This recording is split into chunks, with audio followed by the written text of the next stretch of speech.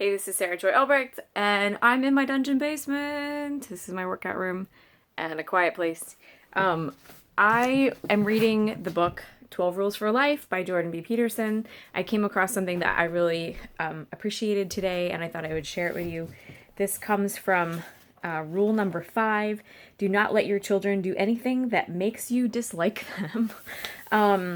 And it's just encouraging to me, I think, on many different levels. Before I read it to you, something that I think is cool about Jordan Peterson is he's willing to say the hard things. And I think right now in our culture, we just have an aversion to hard work. We have an aversion to hard truths. And so I think that's why he's really popular right now, is because he's telling people what deep down they need to hear and everybody else is afraid to say. And not only afraid to say, but they will condemn people for having the audacity to say hard things.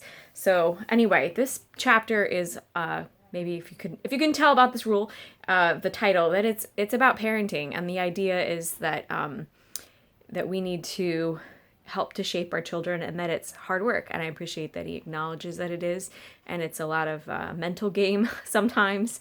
And also, I think that we do want to think the best of people, but and that can sometimes like cloud our judgment because we really want to think the best, which is a good principle, but we also need to temper that with truth.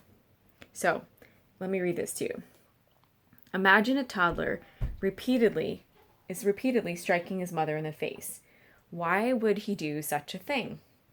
It's a stupid question. It's unacceptably naive. The answer is obvious: to dominate his mother, to see if he can get away with it. Violence, after all, is no mystery. It's peace that is the mystery. Violence is the default. It's easy. It's peace that is difficult. Learn, inculcated, earned. People often get basic psychological questions backwards. Why do people take drugs? Not a mystery. It's why don't they take them all the time that's the mystery. Why do people suffer from anxiety? That's not a mystery. How is it that people can ever be calm? There's the mystery. We're breakable and mortal. A million things can go wrong in a million ways. We should be terrified out of our skulls at every second. But we're not. The same thing can be said for depression, laziness, and criminality. So I love that he says that, because it really is true. And I think sometimes, especially as Christians, we can really get caught up in thinking the best of people, putting others. We think that putting others, making them better. Like I'm trying to put the words together, but like thinking of others more highly than ourselves. Just it doesn't mean thinking of others more highly than the truth. And I think that we get caught up in that because we do want to think the best and hope the best. 1 Corinthians 13 talks about love bears all things, believes all things, and hopes all things. And we certainly hope that people don't have wicked intentions.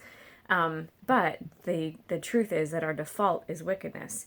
And so it's not just in dealing with other people too. Like it really is when we think about ourselves, we have to remember that our default is also wickedness. Our default is also violence.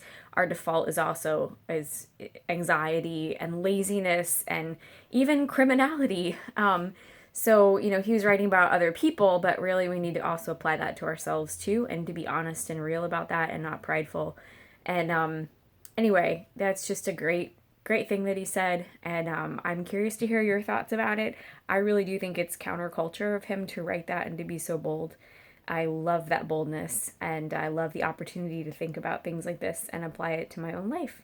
So anyway, tell me what your thoughts are. And if you have a moment to read that book, it's pretty good.